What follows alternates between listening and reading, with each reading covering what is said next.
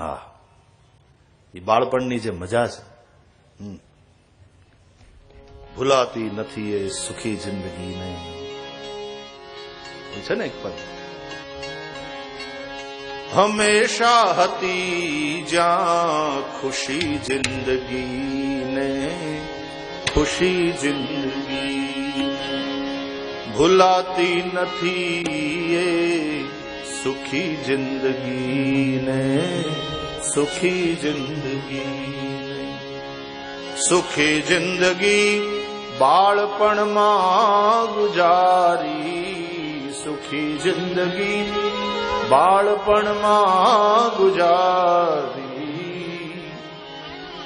પછી જુવાનીએ કીધી, હે જુવાનીએ કીધી દુખી જિંદગીને, દુખી જિંદગીને ભૂલાતી નથી એ સુખી જિંદગીને, સુખી જિંદગી.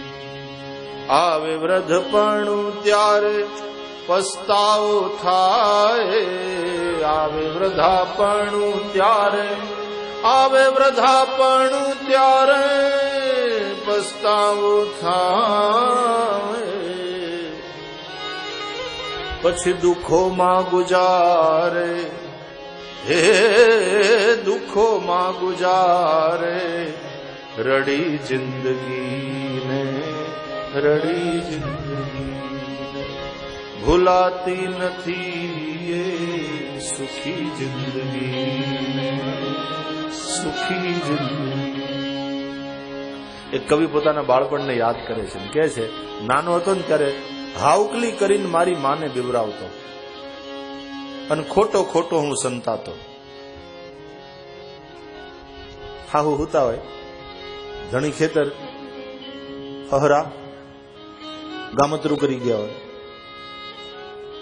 અને પછી માં અને એનો નનકડો ભીખલો, બે મા દીકરો રમતા હોય તો ઓલો વળી હંતાઈ જાય ને આ વળી પાછી એમ કે ભીખો ક્યાંય ગયો, ક્યાં ગયો ભીખો. પછી ભીખો ક્યાં જાય એને ખબર હોય માને, ક્યાં ગયો ભીખો. અને પછી ખોટી ખોટી એમ ગોતે અને ભીખો હંતાઈ ગયો ને ત્યાં. અને પછી વળી પાછો નનકડો ભીખો એ જેવી આની પર માં હાવ એમ કરે એટલે વળી માં પાછી એકદમ ગભરાઈ જવાનો અભિનય કરે અને ત્યાં તો ભીખો જે ખખડે, જે ખખડે, જે ખખડે. એ જોઈને માને એવો વાલો લાગે, એકદમ હૈયા હરહો ચાંપે ને વાલ કરવા માંડે. હાવકલી કરીને મારી માને બિવરાવતો અને ખોટો ખોટો હું સંતાતો, પણ આજે હું સંતાયો એટલો આજ, પણ મુજથી સંતાયો એટલો હું આજ કે મને નથી દેખાતો. મોટા થયા પછી માણસ પોતે પોતાનાથી હંતાતો કરે, પોતે પોતાને દેખાતો ના હોય. મુજથી સંતાયો છું એટલો હું આજે કે મને નથી હું દેખાતો. ઠાકર મંદિરની ઝાલર અંબાઈ નહીં તોય હું વગાડવાને જાતો. રામજી મંદિરમાં એની ઝાલર અંબાઈ નહીં તોય વગાડવા જઈએ, એમ ઠેકડા મારી મારીને વગાડીએ. પછી પૂજારી ખીજાય, એ છોકરાઓ ભાગો અહીંથી, મારા હક લેવા નથી દેતા. એટલે ભર કરીને હળી કાઢીને વયા જાય. પછી પૂજારી ના હોય ને ત્યારે વળી પાછા જઈને કૂદકો મારીને ઝાલર વગાડવાની. ઠાકર મંદિરમાં ઝાલર અંબાઈ નહીં તોય હું વગાડવાને જાતો, પણ આજે થઈ ગયો હું એટલો મોટો કે મંદિરમાં નથી હું સમાતો. આજે હું થઈ ગયો એટલો મોટો કે મંદિરમાં નથી હું સમાતો. હવે તો મારી ગાડી આવે ને ત્યાં તો પૂજારી પોતે પગથિયા દોડતા દોડતા નીચે ઉતરે, એ આવો આવો આવો આવો આવો. પૂજારીજી દર્શન થશે, ઠાકોરજી પોઢી તો નથી ગયા. અરે હોય મારા વાલા, હમણાં જગાડું ને ભગવાનને જગાડવા તૈયાર થઈ જાય. તેથી ઝાલર અડવા નહોતા દેતા. આજે હું થઈ ગયો એટલો મોટો મને નથી હું દેખાતો. बचपन के दिन वो कागज की किश्ती, वो बारिश का पानी. केवी जिंदगी भूलाती નથી એ સુખી જિંદગી. કૃષ્ણની બાલ લીલાઓથી દશમસ્કંદ પૂર્વાર્ધ આખો ભર્યો પડ્યો છે અને લીલાઓને સાંભળવાનો કેટલો આનંદ આવે. તો સામૈયા થયા, વિદુર કાકાને બધું પૂછ્યું, વિદુરજીએ બધી કથાઓ સંભળાવી, બધું જ કહ્યું. પણ યદુવંશ ક્ષય અને શ્રી કૃષ્ણ સ્વધામ ગમનના સમાચાર વિદુરજીને મળી ગયા હતા ઉદ્ધવજી પાસેથી, પરંતુ આ સમાચાર એમણે ના આપ્યા. દુઃખી થશે પાંડવો. વિદુરજીએ જોયું ધૃતરાષ્ટ્ર ગાંધારી હજી જીવે છે. પાંડવો તો પોતાના મા બાપની જેમ એને સાચવે છે, પણ વિદુરજીને એમ થયું કે હજી આમને વનમાં જઈ હરિભજનની ઈચ્છા નથી થતી. એકવાર એકાંતમાં ધૃતરાષ્ટ્રને સમજાવ્યા, મહારાજ, તમે હંમેશા મને પૂછ્યું, મેં જે કહ્યું તમે સાંભળી લીધું, પણ એ મુજબ તમે આચરણ ક્યારેય ન કર્યું. પરિણામે કુળનો નાશ થયો. હજી મારાથી રહેવાતું નથી. તમારું અન્ન મારી દાઢમાં છે. તમારા હિતની બે વાત કેવી મારો ધર્મ છે. હજી તમને વનમાં જઈ હરિભજનની ઈચ્છા નથી થતી. ધૃતરાષ્ટ્ર બોલ્યા, विदुर, तुम्हारे वचन बड़े कड़वे हैं लेकिन हितकर है. बात तो सही है, वन में जाना चाहिए, भजन करना चाहिए, लेकिन मैं कैसे जाऊं? मैं ठहरा अंधा और इसने आंखों पर पट्टी बांध रखी है गांधारी ने. विदुरजी बोल्या, जाવું હોય તો હું સાથે આવું. અને એક રાતે કોઈને પણ કીધા વિના ધૃતરાષ્ટ્ર અને ગાંધારી વિદુરજીની સાથે હસ્તિનાપુર છોડીને નીકળી ગયા. કોઈને ખબર નહીં પડવા દેતા, નહીં તો એવડા એક પાછા નહીં જવા દે, આગ્રહ કરશે. ચૂપચાપ નીકળી ગયા. ગંગાજીના કિનારે જઈ ભગવાનનું ભજન કરતા કરતા વનમાં લાગ્યો દાવાગ્નિ. એમાં બંનેના શરીર બળીને ભસ્મ થયા. બંનેની સદગતિ થઈ છે. વિદુરજીએ સદગતિને જોઈને આગળ નીકળ્યા. ધૃતરાષ્ટ્ર જેવાની સદગતિનું પણ શ્રીમદ ભાગવતમાં વર્ણન છે. અપિચેત સુદુરાચારો ભજતે મામ અનન્ય ભાવ સાધુરેવ સમંતવ્ય સમ્યક વ્યવસિતો હિ સહ. ગીતાનું આ વચન યાદ આવે છે અહીંયા. અને અહીંયા હસ્તિનાપુરમાં એકવાર યુધિષ્ઠિર અશાંત, ખિન્ન, ઉદાસ, દુઃખી થઈને બેઠા છે. આજે કઈ ચેન પડતું નહોતું, મન ક્યાંય લાગતું નહોતું. ભીમસેન ત્યાં આવે છે. કેમ ભાઈ આમ નિમાણા? તો કાય બાપા, આજ કંઈ ગમતું નથી, મન ક્યાંય લાગતું નથી. ભીમસેન, હૃદયમાં દાહ થાય છે. ખબર નહીં આજ ગોઠતું નથી ક્યાંય. અને હું એકલો નહીં, આમ જોઉં છું ને તો પ્રકૃતિ પણ જાણે કોઈના વિયોગમાં રડતી હોય એવું લાગે. આ દિશાઓ ધૂંધળી થઈ ગઈ હોય એવું લાગે છે. મંદિરમાં ગયો તો મૂર્તિ નિસ્તેજ દેખાણી. ગૌશાળામાં ગયો તો ગાયોની આંખોમાં આંસુ દેખાણા.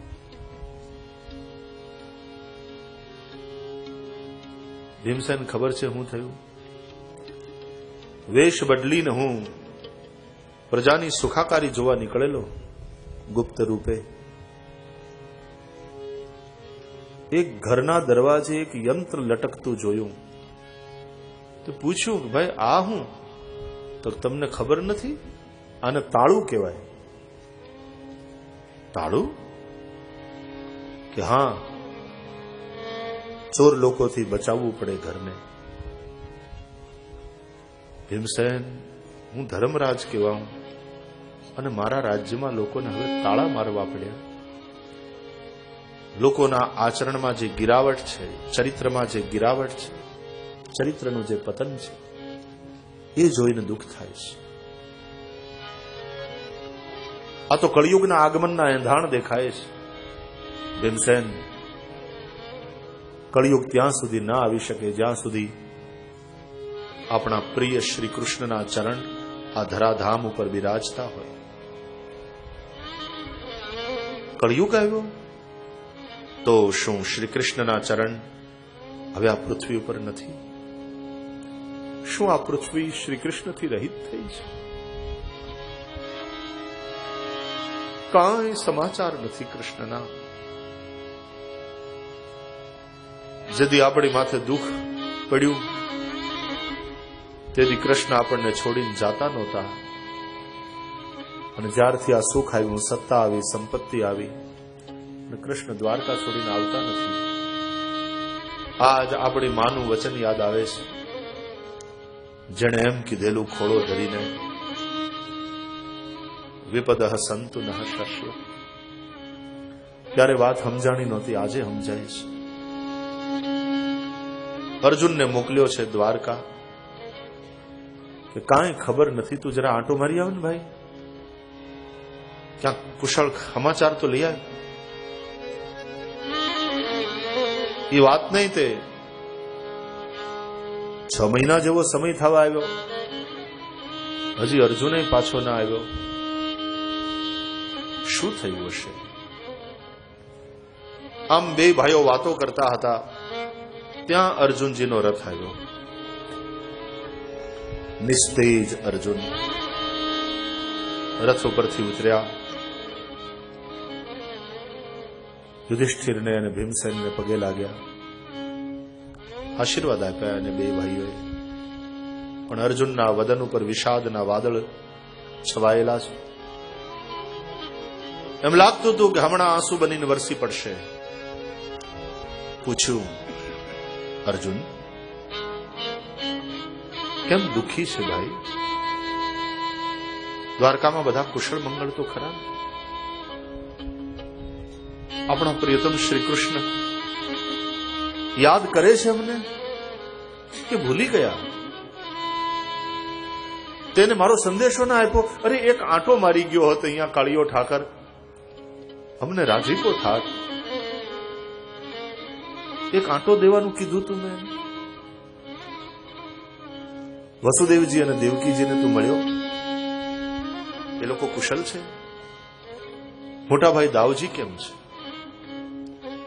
પ્રદ્યુમ્નજી, અનિરુદ્ધજી, સાંબ, ગદ, ભગવાનના પરિવારમાં સૌ કુશલ મંગલ? ઉદ્ધવજીના શું સમાચાર છે? એક એકના નામ લઈ લઈ કુશળતા પૂછી. અર્જુન કઈ બોલ્યા નહીં. એની આંખો ટપકતી રહી. હાથ પકડી લીધો અર્જુનનો. તને શું થયું છે અર્જુન? કેમ બોલતો નથી? રડ્યા કેમ કરે છે? શું શરણે આવેલાની તું રક્ષા નથી કરી શક્યો? શું પ્રથમ જમાડવા યોગ્ય સ્ત્રી પુરુષ, વૃદ્ધ સ્ત્રી પુરુષ, બાળક કે કોઈ સાધુ સંન્યાસીને જમાડ્યા વિના તું જમી લીધો છે એટલે દુઃખી છે? શું તું વચનનું પાલન નથી કરી શક્યો એટલા માટે દુઃખી છે? શું આપણા કુળને શોભે નહીં એવું કોઈ કામ તારાથી થઈ ગયું આવેશમાં, ભૂલમાં, એટલે દુઃખી છે? ક્ષત્રિયનો દીકરો કયા કયા સંજોગોમાં દુઃખી થઈ શકે એનું વર્ણન છે આ શ્લોકોમાં. કે પછી અર્જુન, જેના વિના તારું મારું આપણું જીવન શક્ય નથી, એ શ્રી કૃષ્ણના વિયોગમાં તું રડે છે? અને આ વાત જ્યાં પૂછી છેલ્લે અર્જુનના હૈયામાં ધરબાયેલું રુદન પ્રગટ થઈ ગયું. મોટાભાઈના ખભા ઉપર માથું મૂકી રડી પડ્યા અર્જુનજી. વંચિતોહમ મહારાજ હરિણા બંધુરૂપિણો યેન મે પહૃતમ તેજો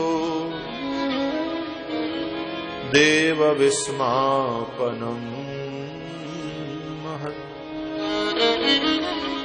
દેવ વિસ્માપનમ.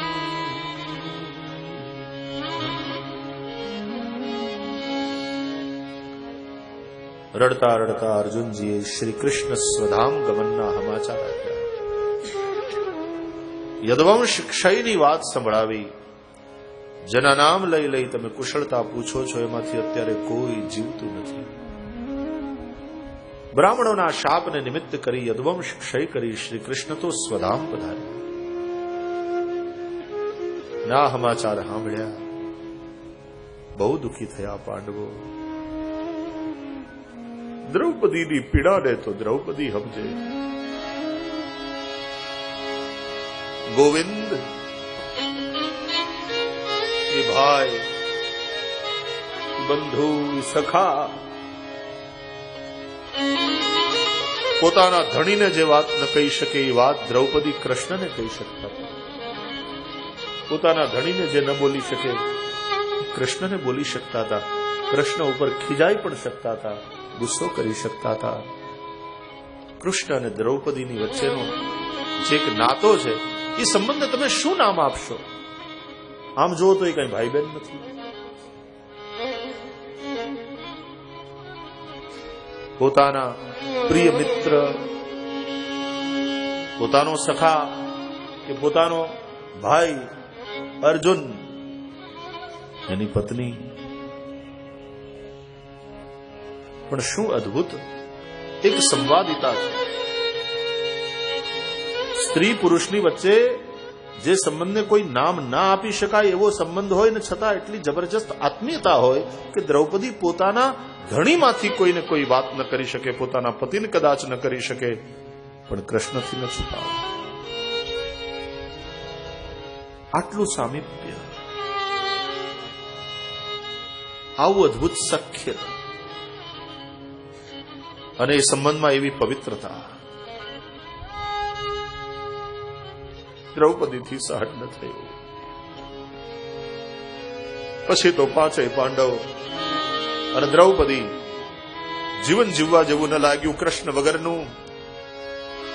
પરીક્ષિત ઉંમરલાયક થયા હતા, એને રાજગાદી સોંપી દઈ હસ્તિનાપુર છોડી નીકળી ગયા. ભાગવતમાં વર્ણન છે, યુધિષ્ઠિર તો હાવ ગાંડાની જેમ, એમની જે દશા છે, નીકળી ગયા હસ્તિનાપુર છોડી. હિમાલય હાડ ગાળવા. હિમાલય જાણે સ્વર્ગની સીડી બન્યો. પાંડવોએ સ્વર્ગારોહણ કર્યું. મહારાજ પરીક્ષિત હસ્તિનાપુરના રાજા બન્યા. ઉત્તર તનયા ઈરાવતી સાથે એમનું લગ્ન થયું. જન્મે જયાદિ પુત્ર થયા. ગંગાજીના કિનારે 3 અશ્વમેધ યજ્ઞ કર્યા.